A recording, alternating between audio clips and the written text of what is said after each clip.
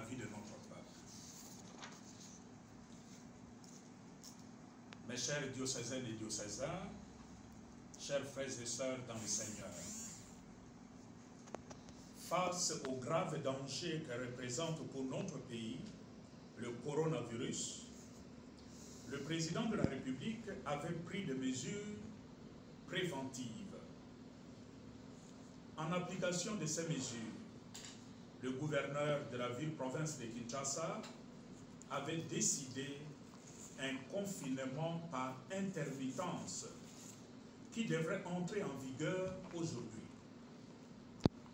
Hier soir, nous apprenions que ces mesures sont reportées, ce qui laisse le peuple qui s'y était pourtant préparé dans un flou total.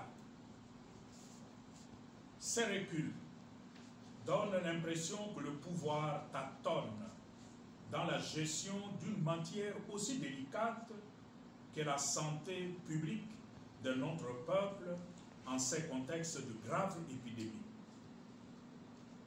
Cette situation est tout simplement insupportable. Ne jouons pas avec la vie de notre peuple, car toute vie est sacrée. Que faire? Certes, nous comprenons la décision du gouverneur de reporter les confinements par intermittence qui, de toute façon, auraient eu des conséquences beaucoup plus graves. Entre autres, l'accélération de la contamination, l'aggravation de la précarité sociale et le risque du pillage.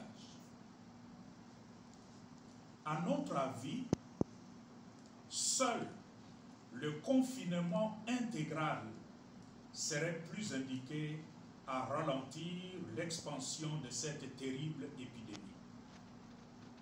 Cependant, pour que ce confinement intégral soit vraiment efficace, il doit impérativement être accompagné par des mesures d'urgence humanitaire, c'est-à-dire mettre à la disposition de plus démunis les denrées alimentaires de première nécessité, décréter la gratuité de l'eau et de l'électricité et combattre la spéculation de prix sur le marché.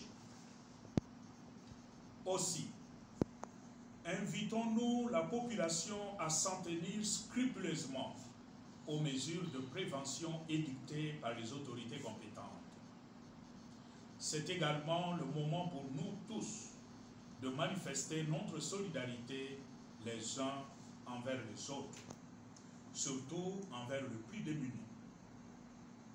Frères et sœurs dans le Seigneur, notre secours est dans le nom du Seigneur qui fait le ciel et la terre. Gardons donc vive notre espérance en lui, qui est toujours avec nous et ne nous abandonnera jamais. Puisse la Vierge Marie, Notre-Dame du Congo, intercéder pour notre pays. Je vous remercie.